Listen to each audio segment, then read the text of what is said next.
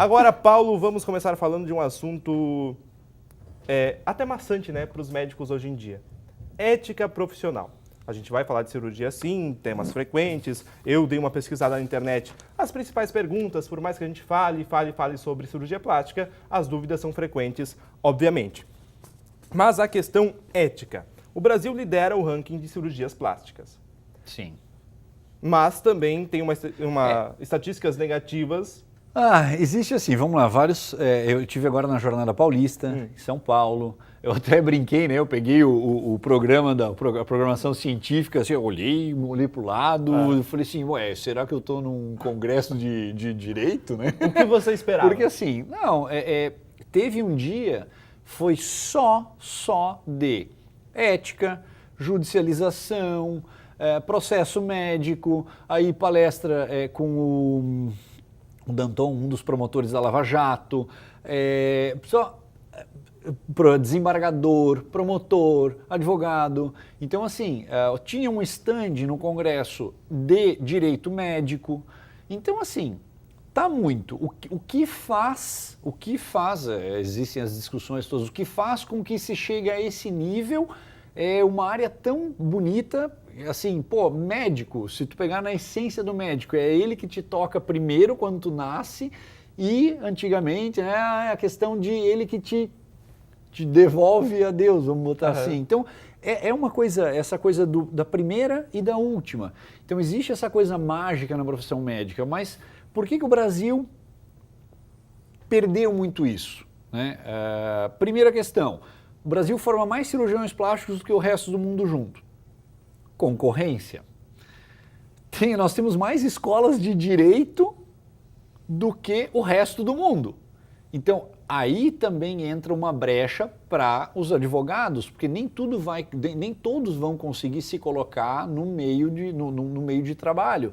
Então, assim, tudo isso faz com que, jeitinho brasileiro, óbvio, típico. Essas disputas de até me retratar, ou não sei se eu me retrato ou não, porque uma hora sim, outra hora não. Acho que a última vez que eu tive, eu comentei de bichectomia, tinha sido decretado procedimento médico.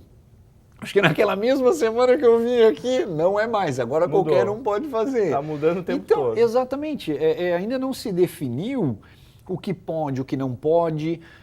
Essa semana a gente estava até comentando nos bastidores, liberaram o uso de medicamentos para perda de peso. Medicamentos que são proibidos na Europa, um deles é liberado nos Estados Unidos e, vamos dizer assim, a alta cúpula política liberou sem sequer o parecer da Anvisa. Coisa linda. Então, assim, não é uma pessoa, é tipo assim, tu discutindo com o engenheiro quanto de concreto ou de ferro precisa para fazer, aí tu cria lei, vamos dizer assim, para fazer prédio de 5 andares tem que botar X de ferro.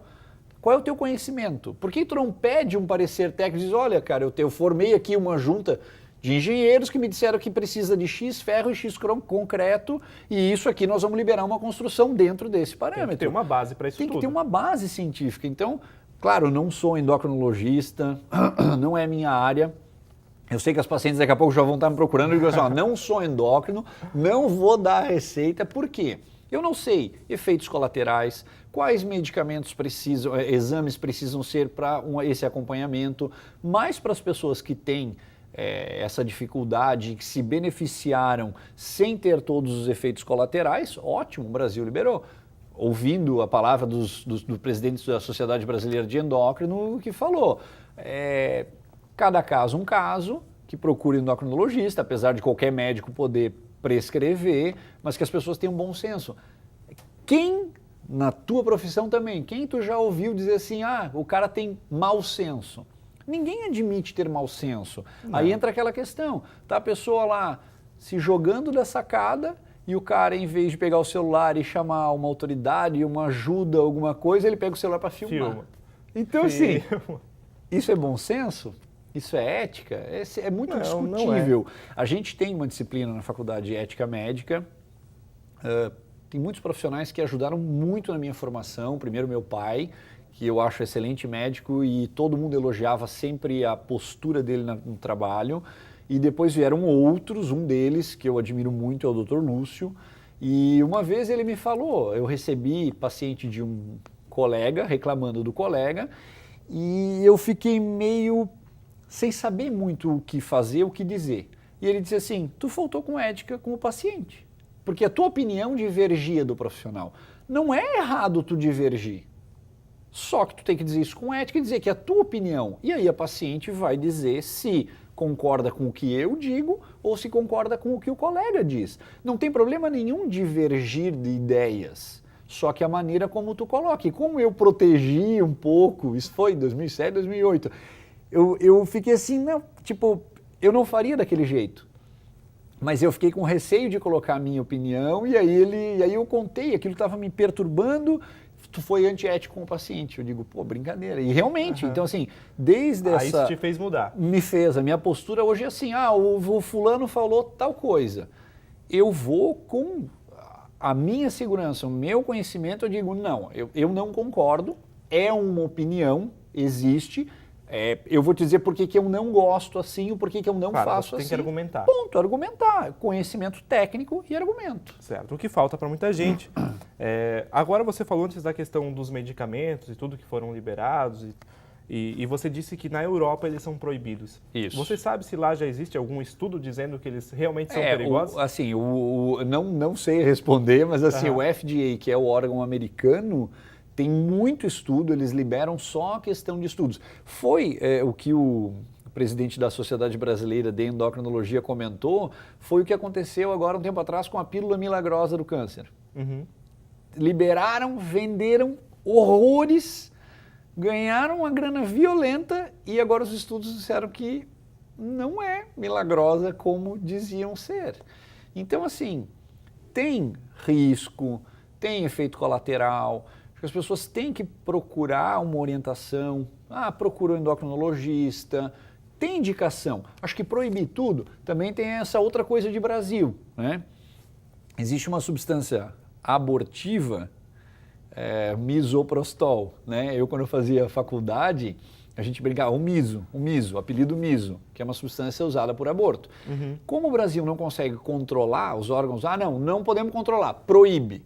Mas o miso, para paciente que está em trabalho de parto, tu colocar no colo do útero um quarto de comprimidinho, na hora do parto, ele dilata e facilita para a mulher. Sim. Então, assim, nunca mais frequentem sala de parto, por favor. Na época era proibido, a gente comprava no mercado negro para a gente ter na sala de parto.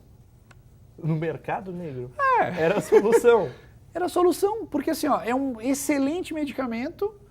Indicação. Voltamos à questão. Vocês têm a especialidade, sabe que funciona. Sabe que funciona, mas é assim, como a gente não consegue controlar porque estão usando para coisa errada, a gente proíbe tudo. Claro. Então, quem se beneficia também é prejudicado. É mais ou menos aquela questão do jeitinho brasileiro. Então, assim, acho que muita coisa tem que mudar, essa questão de reforma política, pedir parecer técnico.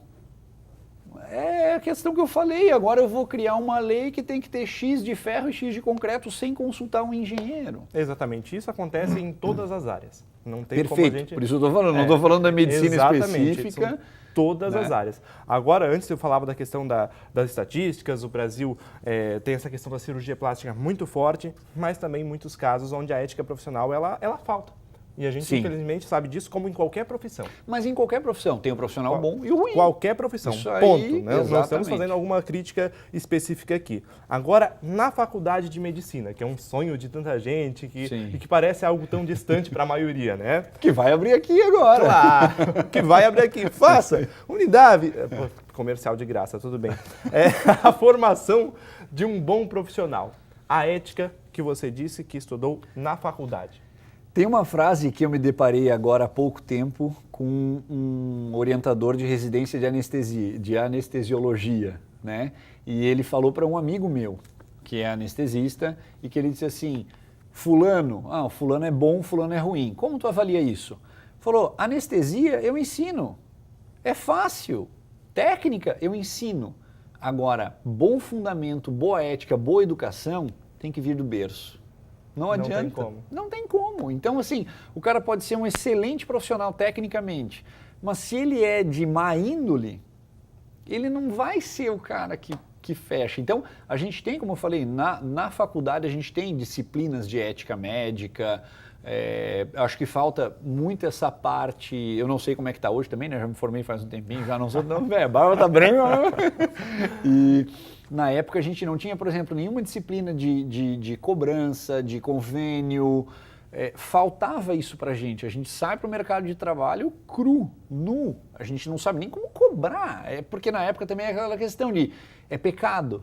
Tipo, o médico cobrar, existe toda essa questão, então falta, eu não sei se hoje existem essas disciplinas, se preencheram essa lacuna na nossa formação, mas existe sim nas faculdades uma disciplina de ética.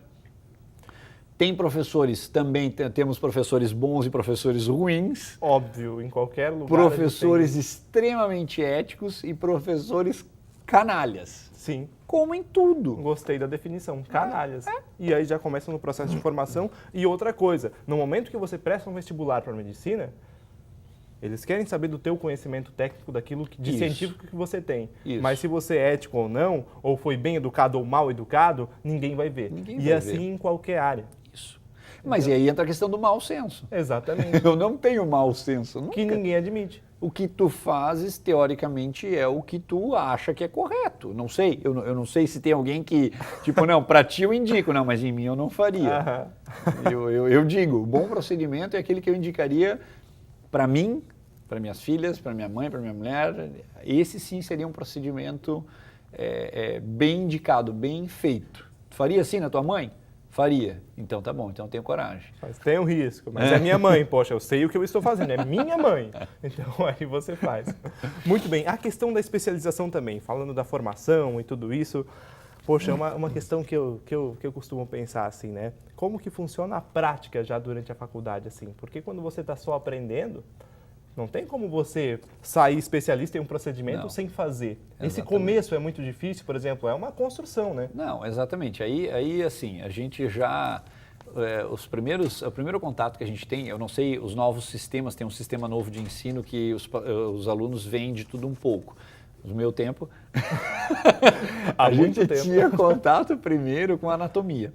E os professores de anatomia, eles já meio que já diziam assim, esse ali vai fazer cirurgia, esse ali vai fazer clínica. Cirurgia, clínica, separava. Porque assim, quem tem essa paixão, é uma divisão grande que existe dentro da medicina. E assim, os clínicos não gostavam muito daquela coisa manual, artesanal, de mexer, de secar cadáver, de fazer... Então, gente, o primeiro contato que a gente tem é com cadáver. Aí depois tem as disciplinas, né, base da técnica cirúrgica. Aí tu vai dar a cama, era engraçado, né? Para treinar os pontos, os nós, a cama de um estudante de medicina que gosta de cirurgia é uma coisa linda, cheio dos Rastafari. Véspera de prova aqui, né? Nozinho. Aí pega, por exemplo, um pedaço de bife. Aí tu consegue material cirúrgico daqueles bem velho, bem usado, bem gasto. Aí tu compra um pedaço de carne, aí tu corta um pedaço de carne, aí tu vai treinar ponto no pedaço de carne. Aí depois vem a prática com animais. Depois, no último ano, hoje acho que são 2 anos de internato, eu não sei como é que está a questão disciplinar ali, mas aí tu passa pela cirurgia que tu começas a acompanhar, sempre já começa a dar uns pontinhos, fazer cirurgia sob supervisão, começa a botar a mão, emergência. Então assim, eu sempre fui apaixonado por cirurgia. Meu pai, estando em Pouso Redondo, sempre um lugar onde teve muito acidente, infelizmente. E eu lembro, os primeiros pontos que eu fiz foi um acidente com 3 carretas. Nossa. Na Serra da Santa, daí ele veio com um grave para Rio do Sul e tinha um que tinha um corte na cabeça e eu aqui, e a técnica que tava, disse, teu pai vai demorar, faz os pontos aí. Eu digo, mas eu só fiz um pedaço de carne, tá louco? É a mesma coisa, que vai, a mesma coisa. E aí, foi a primeira vez que eu dei ponto na minha vida, foi na cabeça de um acidentado. Aquela experiência não era grave. Não vai esquecer jamais. Não, exatamente. Então, poxa vida. E aí começa, aí como eu tinha oportunidade já desde cedo, então, quando eu cheguei na disciplina de cirurgia, eu já tinha, porque eu já acompanhava aqui o regional, conheço desde que surgiu, já acompanhava, já queria cirurgia, já vinha de férias, ficava todo tempo no hospital, acompanhava a cirurgia, saía de uma manhã para outra, descia para emergência, fazia isso, via, dava ponto, fazia. Quando eu cheguei na técnica cirúrgica, já estava mais tranquilo para mim, entendeu? Mas é assim. Aí depois tu entra para a residência, aí tu começa a fazer cirurgias sob supervisão, tudo sempre sob supervisão. Só te deixa eu voar sozinho depois que tu acaba a residência. Ah, certo, muito bem. E aí é aquela questão, né? No começo existe sim esse friozinho na barriga e tudo, mas são coisas que você tem que passar, porque se você não passar por isso, você não fará nada. Tinha um professor meu da plástica que dizia, tu só vai saber se tu é bom mesmo o dia que tu, assim, ele dizia, né? Ah, vamos fazer um câncerzinho de pele. Quando a gente está na residência, é tranquilo. Tu faz ali, daí tu olha pro lado. Aí ele só faz assim. Tu vai e faz, né? O cara tá aqui do meu lado, né? Ele dizia assim, ele brincava comigo. Ele dizia assim, ó, o dia que tu estiver lá em Rio do Sul, que tu for passar o bisturi e olhar pro lado, vai ter um anestesista te olhando. O que ele vai fazer? A instrumentadora te olhando. O que tu vai saber? Aí tu vai olhar pro lado e vai dizer assim, caramba, eu sou o que mais sei. É isso mesmo aqui, meu Deus. É uma responsa, é uma sensação. E, tipo, a primeira vez, eu lembro, hoje, quando eu voltei cirurgião plástico, um dos meus professores aqui também foi o João Cláudio, fantástico. E aí um dia ele entrou na sala para me olhar, eu aqui, ó. Professor já desde 95 eu entrei na faculdade, eu vinha passar as férias aqui, tu imagina? E 12 anos depois, tô eu ali para operar e o cara veio só para dar uma olhada, mas eu me senti aquilo como se tivesse uma prova, né? E aí, vamos ver se esse guri saiu bom. Claro, você é avaliado constantemente, não? Ainda hoje, né? Todos são avaliados, não tem? A gente se avalia. Claro, como um todo, né? E depois... Claro, a gente fala dessa questão ética, da faculdade, da formação e tudo isso, mas não importa, sabe? Em todas as áreas é assim. Depois você vai ser avaliado constantemente. Não tem pela sociedade, por você mesmo, você é cobrado pelo aquilo que você sabe ou não sabe fazer. E vai ser taxado bom ou ruim. Ou bom ou ruim. E nunca vai ser unânime. Não. Isso eu também já deixo, porque tem gente que sofre. Tem gente que sofre muito com essa questão. O fulano não gosta de mim. Né? Não tem como ser unânime. Não tem como. É impossível ser unânime. Muito bem. Matéria da internet. 5 mitos sobre cirurgias plásticas. Eu vou citar os mitos e eu quero ver se você concorda ou não. Tá. Com certeza você vai concordar com todos, creio eu. Não sei. Com certeza, creio eu. Bom, com certeza, creio eu. Só sei que nada sei. Só sei que nada sei. Primeiro, cirurgia plástica estética não requer preparo prévio. Claro que é mito. Óbvio que precisa o paciente saber pós-operatório, se preparar. Tem algumas cirurgias, a questão de exercício, atividade física, bebida de álcool, abuso de substância no pré-operatório, cigarro. Então, assim, precisa, claro que precisa de um preparo. Por mais simples que seja. Por mais simples que seja, precisa. É uma cirurgia. É um procedimento. Eu vou pedir ajuda do Jonas agora. Jonas, por favor, aproxima aqui. Aproxima. Vai aproximando. O Jonas vai aproximar só um pouquinho, porque eu quero fazer uma pergunta interessante, relevante com o tema. Aqui. Observe esta orelhinha de abano aqui, Jonas. Olha só. Aqui, ó. Que coisa. Eu quero fazer igual o Suiane Cachoeira fez. Deixá-la assim. É um procedimento extremamente simples. Mesmo assim, eu tenho que ter vários cuidados. É a primeira cirurgia que a gente faz como residente durante a cirurgia plástica. É a primeira cirurgia que a gente aprende a fazer, que a gente faz. Ou seja, mais simples. Teoricamente, dentro da cirurgia plástica estética, é a mais simples. Igual tocar xalana no violão, para quem está aprendendo. Como? Eu não sei tocar nada. Xalana, essa primeira Vamos falar de outra coisa? Cara, eu não sei nem violão, eu só sei que tem o braço e aquele negócio lá. Ó. Algumas cordas. Isso. Mas enfim, beleza. Para o procedimento cirúrgico é o mais simples. Sim, teoricamente o procedimento estético é o primeiro que a gente aprende e é liberado a fazer. Então, é simples, mas ainda assim, tem a questão do pré-operatório. Eu gosto de fazer com sedação, não é errado fazer com local, mas eu escuto muita gente assim, não, com local nem pensar, escuta tudo, ouve tudo. Como também tem gente que diz assim, não, sedação, dormir não, eu quero estar acordado, eu quero saber tudo que vocês estão fazendo. Então, vai da preferência de cada um. Eu há muitos anos não faço mais com local, eu acho muito confortável, eu acho muito século XVIII, assim, voltar para aquela coisa da anestesia geral. Eu digo, não dá para fazer sem anestesia. Eu digo, dá, a gente toma um porre de rum, chamo 4 caras para segurar a força. Então, assim, eu acho muito agressiva. Medieval. Sedação, Certo. medieval, essa é a palavra perfeita. Então, existe o preparo, o teu jejum antes da cirurgia. Na semana da cirurgia, não abusar de substâncias, álcool, ilícitas, nem se fala. Cigarro. Aí também existe muita controvérsia sobre o cigarro.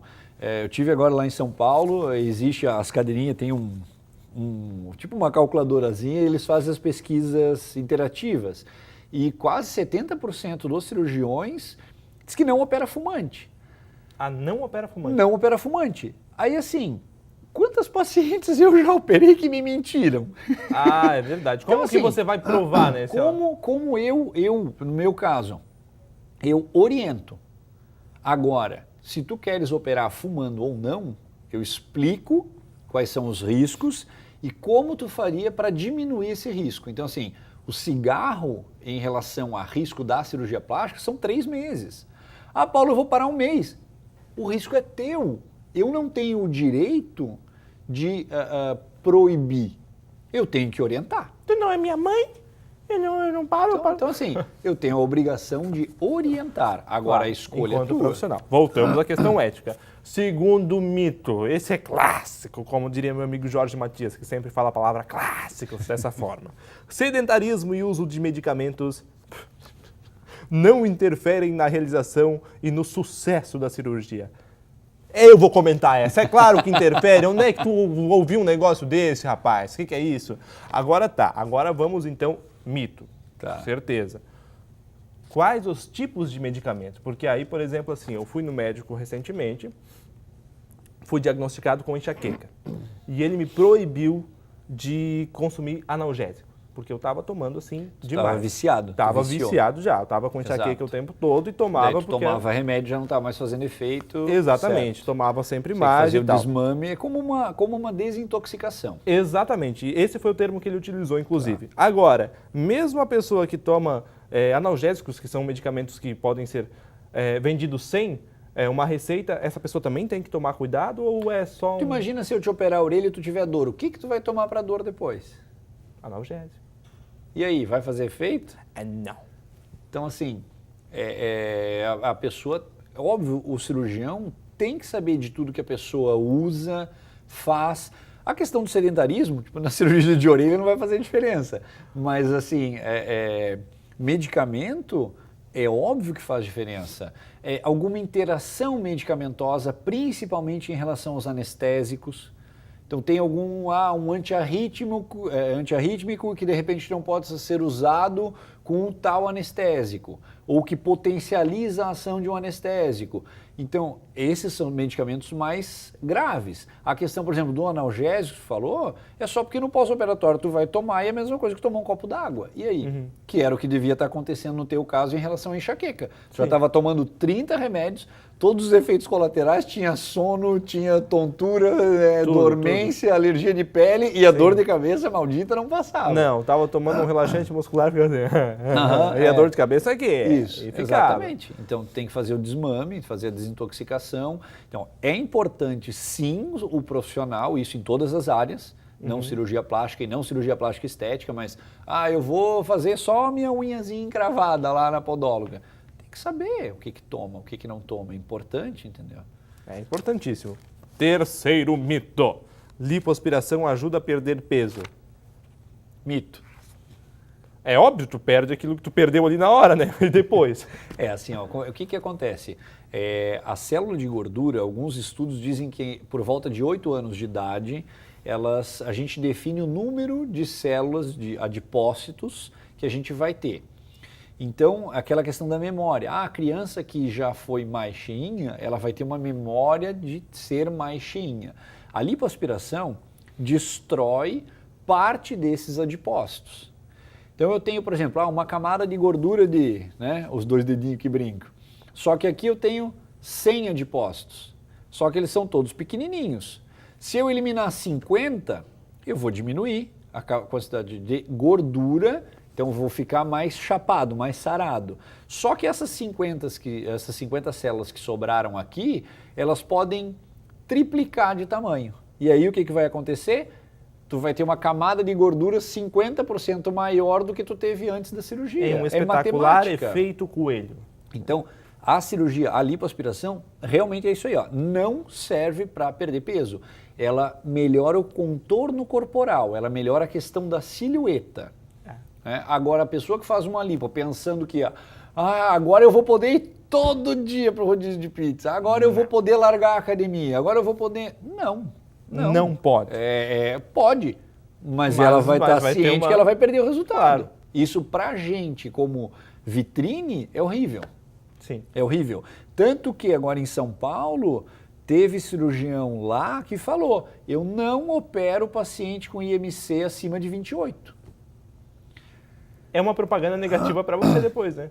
Ele foi o que ele falou. Ele falou assim, um dos palestrantes falou, eu não opero IMC acima de 28. Porque são os pacientes que me incomodam, o risco é maior e as pacientes ingratas, insatisfeitas. Ele disse, eu não opero, é minha opção. Claro, tu tem então, assim, essa opção. Aí ele diz assim, também. Exatamente, é uma opção dele também, entendeu? É questionável, né? Eu não tenho esse problema, eu só explico. Olha, se tu perdesse, tu teria um resultado melhor. Só que não sou eu que vou dizer se tu tem ou não que perder. Eu perco um pouco, eu perco bunda, meu marido já não me gosta. É algo pessoal, particular, né? Pessoal, exatamente. Quarto mito, alguns procedimentos como abdominoplastia são indicados somente para mulheres. Não, mito. Aqui, ó. Posso fazer. Só dá, né? Tem bastante homem que faz. A grande questão no indicar mais para a mulher ou mais para o homem são assim, primeiro, questão de preocupação. Existem mais mulheres que se preocupam com a estética do que homens, meio que está mudando. A indicação, a mulher, o fato da gestação faz com que estique a pele, depois quando ela tira o bebê, sobra a pele. Então ela tem mais indicação técnica de abdominoplastia. E o homem tem mais concentrada a gordura dentro da barriga. Então vem às vezes aqueles caras lá com os barrigão assim, né? O marido da paciente, e eu não posso fazer? Não dá, porque essa gordura está lá no fígado. Aí eu brinco, eu ainda não estou fazendo captação de órgãos, né? Não tem como eu arrancar o rim, arrancar a gordura do intestino, cortar o fígado no meio. Essa gordura chamada de gordura visceral, o cirurgião não trabalha, ele não tem nada a fazer. Então, por isso, se indica menos, mas tanto homens quanto mulheres têm indicação de abdominoplastia. Muito bem. Mito. Todos os mitos, né? Não perceba, né? Temos um índice aí de 100% de mitos confirmados não, até o porque momento. tem a quinta ainda. Tem a quinta e última. Essa aqui é um mito clássico, isso aqui, ó. Cirurgia plástica não tem relação com transtornos mentais e autoestima. Transtornos aí já é uma palavra até um pouco mais carregada, pesada. Tem casos e casos. Mas da última vez que entrevistei você, que foi a primeira também, tínhamos a presença de uma psicóloga, inclusive, falamos sobre isso. Transtorno dismórfico corporal. Exatamente. É a paciente nunca satisfeita. Então, assim... o que a gente vai dizer? Às vezes, a minha consulta demora 1 hora. Eu explico bem os riscos, explico os resultados, explico a recuperação, os cuidados, explico bem o que ela vai ter de benefício, o que não vai melhorar. Eu explico muito. Só que às vezes assim, tu tá casado, tu namora há 8 anos e depois tu descobre como é o teu namorado de verdade. Se tu demorou 8 anos convivendo todo dia, como é que eu vou fazer um diagnóstico desse em 1 hora de consulta? Ou às vezes os pacientes até retornam, trazem os exames. Minha mãe quer ir junto. Eu vou levar a minha irmã porque ela já fez, porque eu tenho dúvida. Eu deixo os meus pacientes livres para marcarem retorno. Já tive paciente, e aí é engraçado, são os pacientes que depois, no pós-operatório, elas trancam, porque elas tiram todas as dúvidas. Eu já tive uma paciente que veio 5 vezes, 5 retornos antes de operar.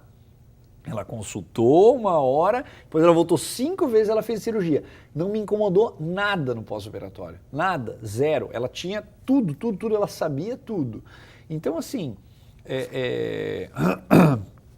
só que, como é que eu em 1 hora vou saber se essa paciente tem uma expectativa real? Se não tem, até brinco que eu sou doutor sincero, né? Então às vezes eu digo, olha, tu botar a prótese não vai trazer teu namorado de volta, não vai fazer ele parar de olhar para o lado, que nem tu disse que quer brincar, né? Tu quer fazer tua orelha. teus colegas de trabalho vão te chamar sempre de orelhudo. Claro que sim. Isso não vai deixar de ser nunca. Não. Tô brincando. Mas assim, ó, pô, sacanagem.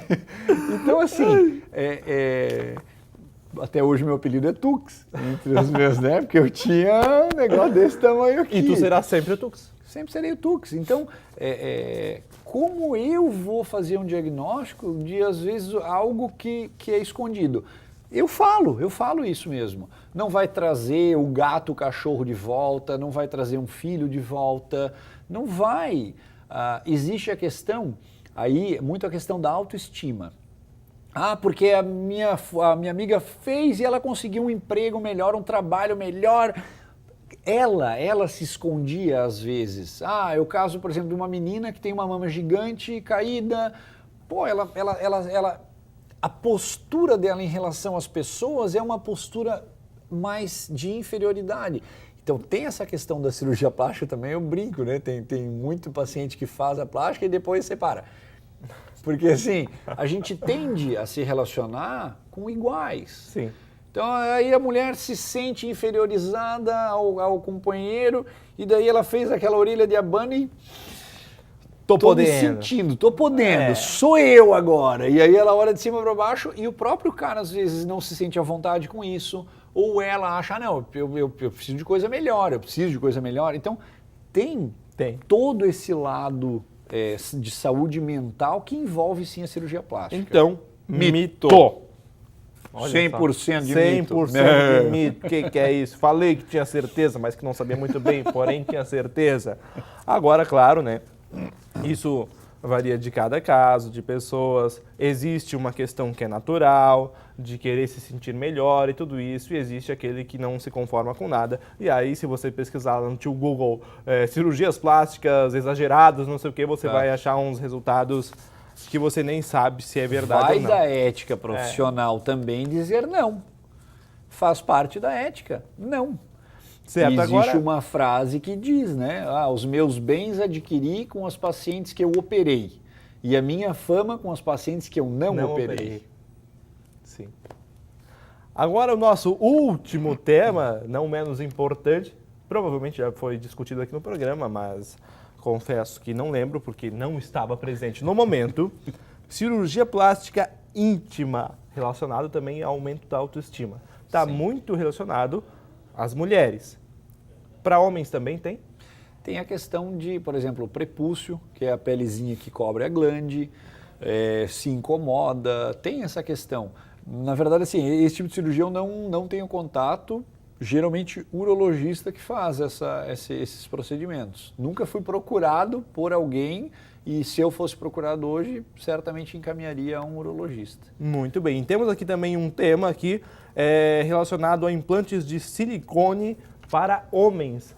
Tu enxerga que aqui na nossa região isso está acontecendo também ou ainda não? Sim, existe a questão. Eu falei, o professor meu dizia que as pacientes procuram seus semelhantes.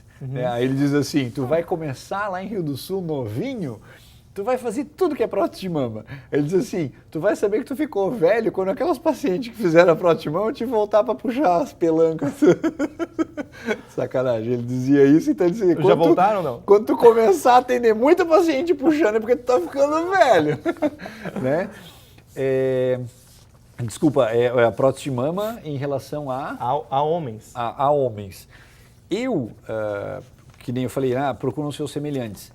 Eu não acho, eu gosto das coisas mais naturais. Então, por exemplo, prótese de panturrilha.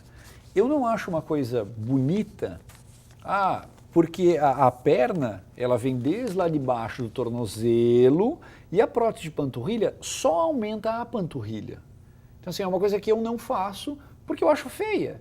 Porque eu acho que tu tens que ter harmonia. Não adianta nada aquela baita bola ali na panturrilha e os gambitinhos lá embaixo dessa grossura. Sim. Tu tem que ter harmonia. Então, que seja e assuma, eu tenho a perna fina. Fica a perna toda fina. Vai malhar um pouco, vai melhorar.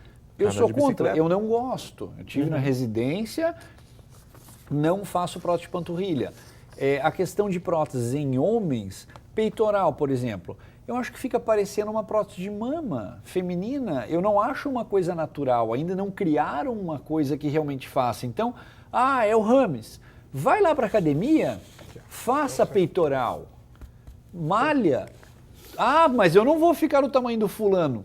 Fazer o quê? Tá nada? Eu ando de bicicleta, mas eu não pedalo que nem o fulano, que nem o Beltrano, que nem o Ciclano, o Phelps. Ah, o cara nada um monte, mas não nada que nem o Phelps, Então, não corre que nem o você não Bolt. fez nenhum procedimento assim ainda aqui na região? Não. Não fez? Não. E também não foi procurado ainda? Não fui procurado. Tá bom, E homem. mesmo assim, se homens, uma prótese de peitoral. Você Eu vai não ser vou fazer, novamente eu o vou- doutor sincero. Exatamente. Doutor sincero, como é conhecido. Muito bem, e doutor Paulo Stosch, para concluirmos, né? Nenhuma pergunta aqui, mas o bom senso, né? O bom senso é o que vale. Como você disse no começo, ninguém diz que tem mau senso, mas eu tentei, né? Tentei, tudo bem. Foi bom o papo, foi Foi até bom, né? melhor que eu esperava.